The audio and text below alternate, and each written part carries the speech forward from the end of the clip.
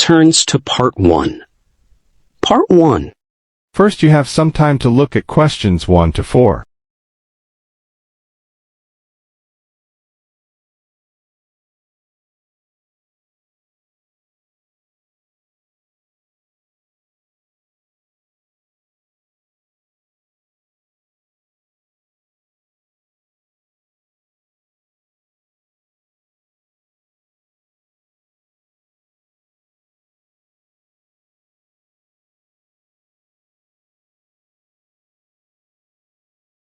Now let's begin.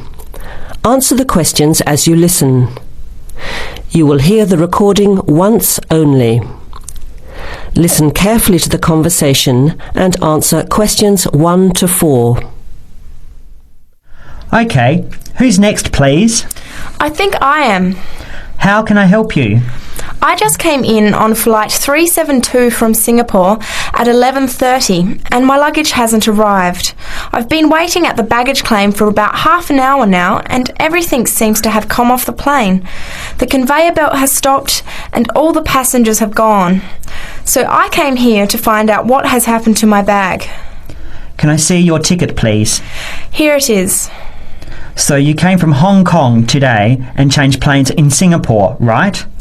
Yes, the connection in Singapore was a tight one. The plane got in late and I had to rush to get to the next flight. That's the problem right there. There wasn't enough time to get your bags onto the connecting flight. Normally Singapore Airport is very efficient. Now, I need you to fill in these forms. Your name? Jenny Lee. Address? I guess you want my address here. I'm staying with relatives. Just a minute, I'll have to look it up. It looks like 583. No, it's 533 East 67th Street in Riverside. Do you have the phone number there? Yes, I do. It's 93014269. So you came in on Qantas Flight 392. Do you know the number of the flight out of Hong Kong? Let me see. I think it was Cathay Pacific 900 or something. Oh yes, it says here, CX912. Before you hear the rest of the conversation, you have some time to look at questions 5 to 10.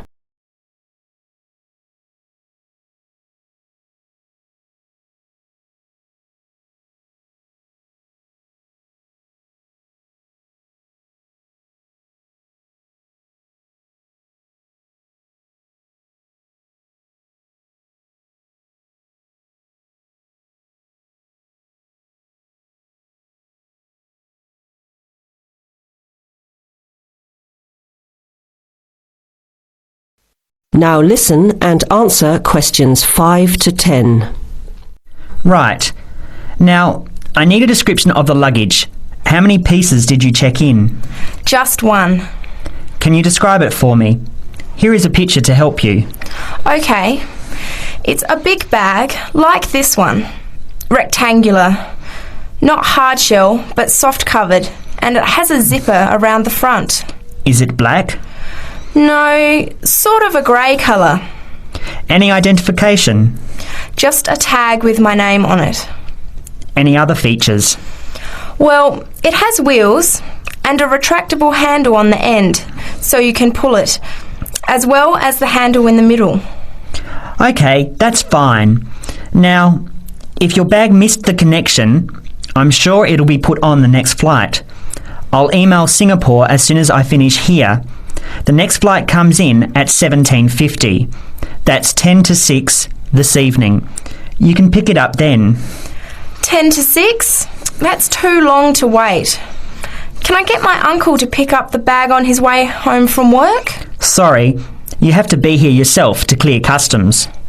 Of course, I almost forgot. Will the bag come here, to this desk? Yes. You pick it up here, then take it over to the customs area. By the way, don't forget to bring your passport. You will also need to have the key plus your ticket with a baggage claim number on it. Oh, okay. Guess I'll have to come back tomorrow then. It's lucky I packed everything I need for now in my carry-on bag. Yes, that's always a good idea. Be prepared. That is the end of part 1. You now have half a minute to check your answers.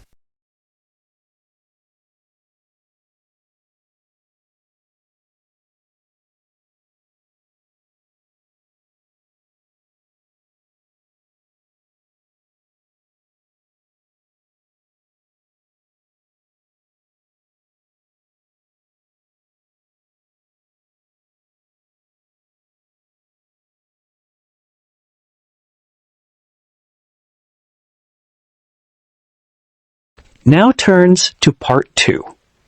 Part 2. You are going to hear an interviewer who is interviewing Alan.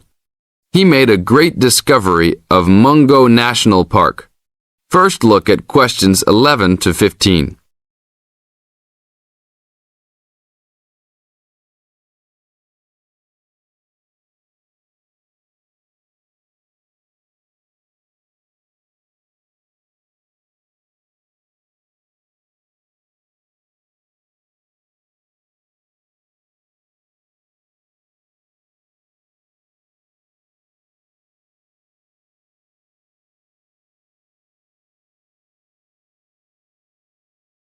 As you listen to the first part of the interview, answer questions 11 to 15.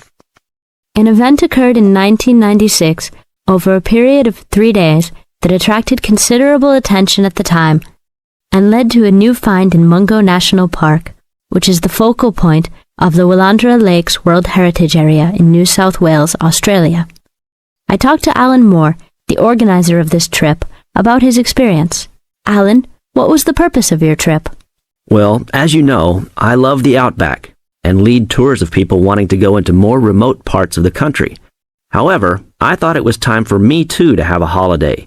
So I packed up my family and we went to Mungo National Park. Why did you choose this location?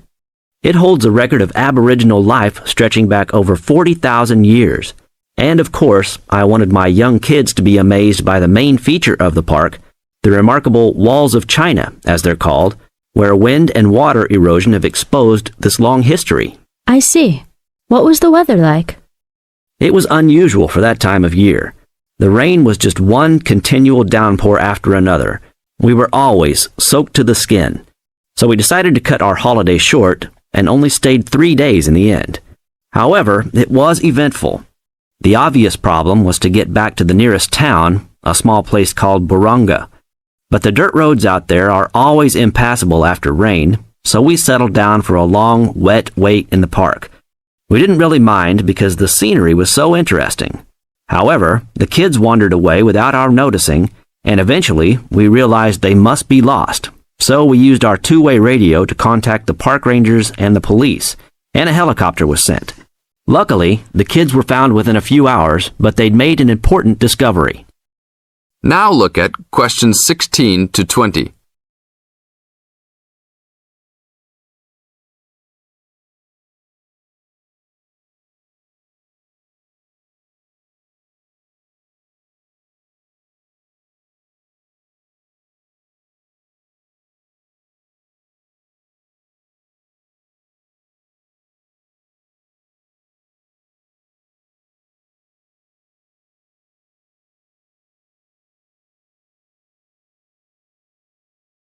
As the talk continues, answer questions 16 to 20. So, the trip was also eventful for another reason, wasn't it? Yes. They led us to some ancient Aboriginal art. The kids had taken shelter in a very small, low cave that was difficult to see from the outside. We were lucky to have another family camping in our location. When they heard us calling the kids, they immediately helped us search for them, and as the hours went by, they also provided us with much-needed support and encouragement. We really appreciated their help, and as we were already soaked through after looking for the kids for a couple of hours, they even made sure we had enough dry clothes to wear. The park ranger managed to get through to us to lead the search, and when the helicopter pilot notified us by two-way radio that he'd seen the children but was unable to land nearby, we were able to eventually find them very excited about what was in their little cave. And what did you think of their cave? Well, after squeezing in, I must say I was impressed. and managed to take a few photos of it before we left. There were many faint markings and dots on the wall. It was difficult to tell what they represented because they were so small, but people from the museum who have since visited there said the markings were similar to some other findings in the area, and later confirmed they were very old. Although it's now a protected site, the children like to call it their cave, and are allowed to visit it when a ranger can go with them. Thank you, Alan. If you go to Mungo National Park, you can see the entrance to the cave and some of Alan's photos at the ranger's station. Alan continues to lead tour groups in the outback, and if you want further information... That is the end of part 2. You now have half a minute to check your answers.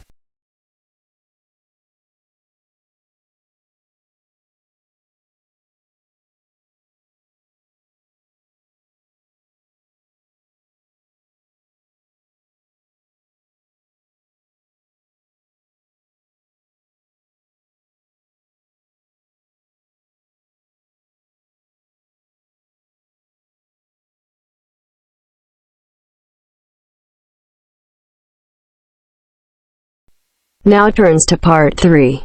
Part 3.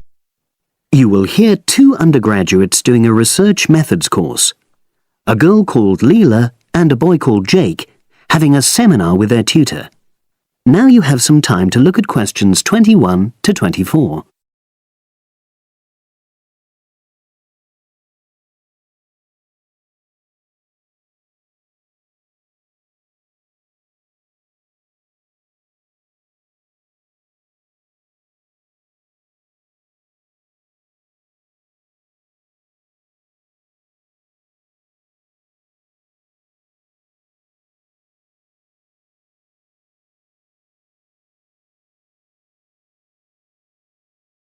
Now listen and answer questions 21 to 24. So, the task I gave you both was to choose an article about a small-scale research project. Yes.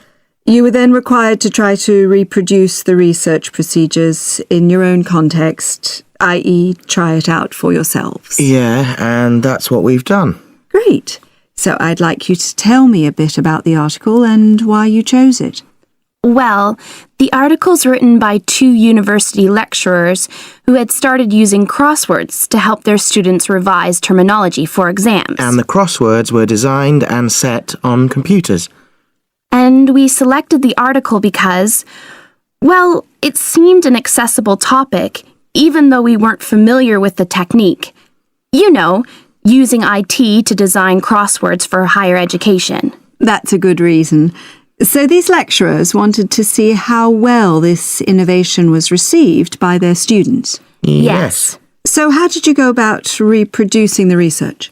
Well, we drew up a list of terms from one of our own modules and designed a crossword for revising these terms. Then we asked our classmates to try out the crossword and give us feedback, their opinions on how they felt about using the technique. Was it easy to find participants? It wasn't easy at first, but then we convinced them that by taking part in the research, they were actually benefiting themselves by preparing for an exam, which is coming up later this term. And it worked. Good. So how did you find out what the students thought about doing the crosswords? A questionnaire. The original article used a 2-page long questionnaire. There were lots of excellent questions on it, but the whole section on difficulties using IT is now obsolete. Old-fashioned even though it had only been written a couple of years ago. So you designed a shorter version? Yeah. Then we sent it to the 40 students by email and got 28 replies. I was taken aback by the fact that everybody we talked to thought this was a good return. I mean, the responses were well written. People had taken a lot of care, but I was really disappointed with the low numbers. Yes, an important lesson to learn for an apprentice researcher. Yeah. Now you have some time to look at questions 25 to 30.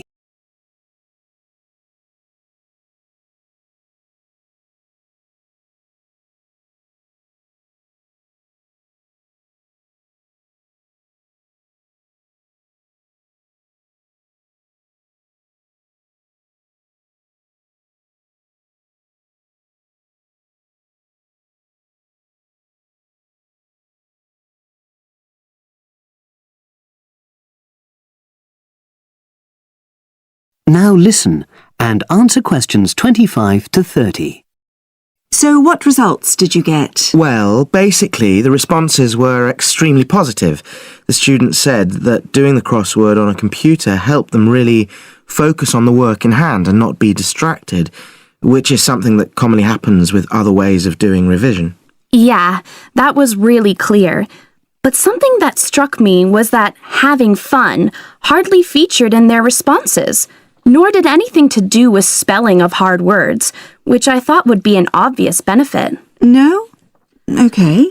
Respondents also said that doing the crossword hadn't really increased their general motivation to study, but that it had highlighted the gaps in their memory so they knew what further work was necessary. Right. So how did your findings tally with those of the original researchers? There were lots of similarities, but... There were probably two main differences. We found that more males than females liked the technique, whereas the original study found the reverse. Also, our respondents said they wouldn't mind doing a crossword as a final official exam, whereas in the original study, students said they would hate doing it even if it meant having a shorter test. But of course, both sets of respondents said they'd be interested in doing more crosswords for informal purposes, revision, and so forth. Right. So let's have a think about the whole project and what you've learned from doing it. Well, it was very time-consuming. Yeah, and I don't think we managed that aspect very well. It could have been worse. I mean, we didn't have a lot of data, so we didn't have to spend ages processing it. And of course, we'd already done a course on numerical data processing, so there wasn't much new there. Yeah, that's true. Anyway, I think we designed our questions well so that they gave us manageable data. Yeah, it really helped having the original study to guide us, as it were. And that helped us to see what a good research instrument is. What a good questionnaire should be like. Absolutely. We got a lot from that. But when we were writing up the project, I'm not sure whether we'll know how to acknowledge the work of the original study. You know, our referencing. No, that's something we'll both have to work on in the future. Actually, that part's been great. Finding ways to share and support another person. That's the real plus from the project, learning ways to do that. Well, it's obviously been very successful. That is the end of part 3. You now have half a minute to check your answers.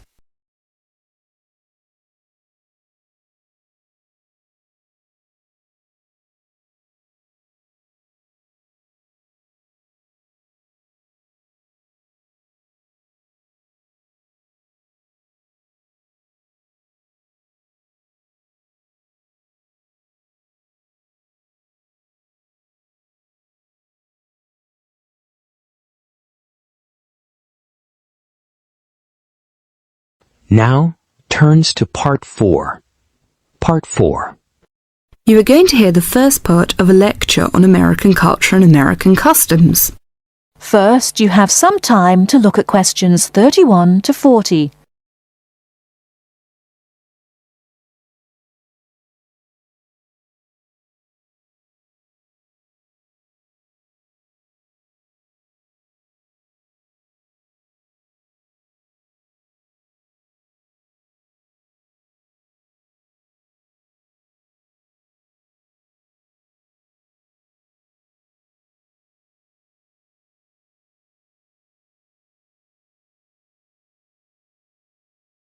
Now listen carefully and answer questions 31 to 40. Well, last week we talked about American education, and today I'm going to discuss American values, characteristics, personal habits and courtesies. Keep in mind as you are listening to this lecture that your goal is to understand, not to emulate or judge. Just briefly, I'd like to mention that there is a remarkable ethnic diversity in the United States. The population of the USA is about 260 million. 73% of the American population is white, 12% is African American, 8% Hispanic, 3% Asian or Pacific Islanders, and less than 1% American Indian or Eskimo.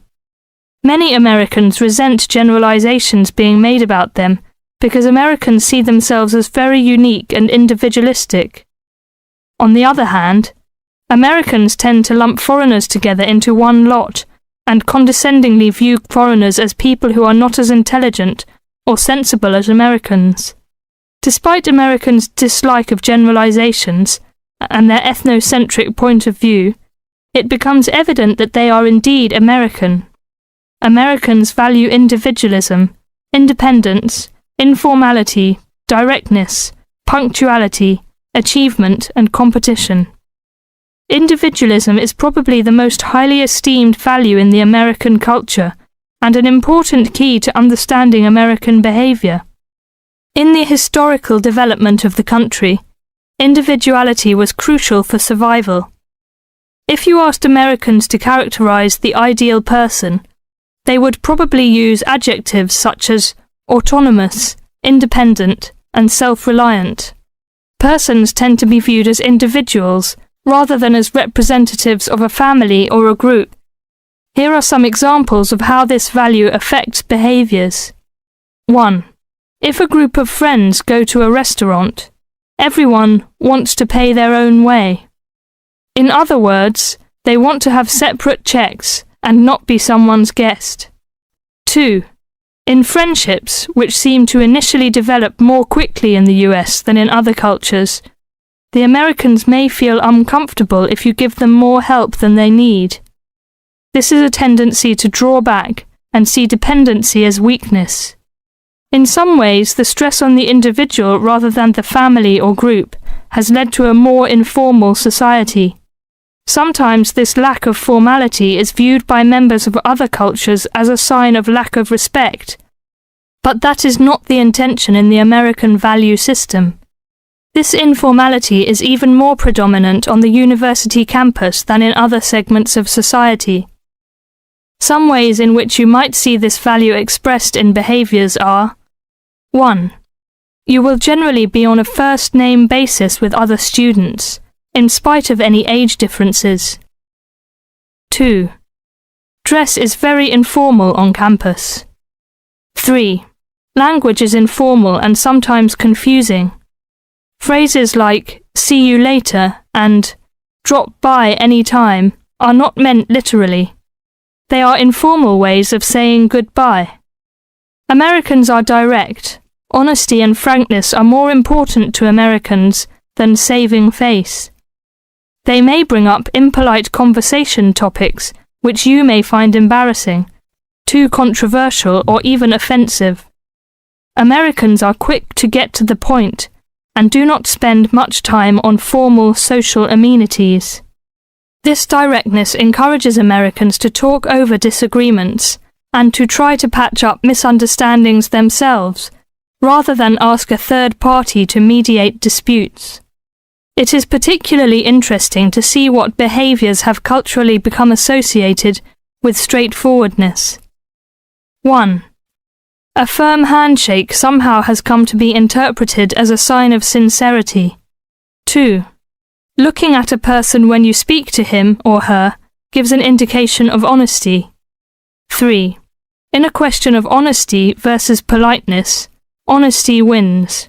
It is considered better to refuse graciously than to accept an invitation and not go. 4. You will be taken at your word. If you refuse food the first time it is offered, to be polite, it may not be offered again. An American will not know that your initial refusal is politeness. Great value is attached to time in the US. Punctuality is considered an important attribute. As with all values, there are different rules of acceptability in different cultures. In the US, you should be present for school or business appointments at the exact time agreed upon. In social appointments, you can arrive 10 to 15 minutes after the agreed upon time without giving offence. If you are invited somewhere for dinner and are more than 15 minutes late, you will need to offer an apology and an explanation. A phone call explaining you have been detained and will be late will save face for you and patience for the other person.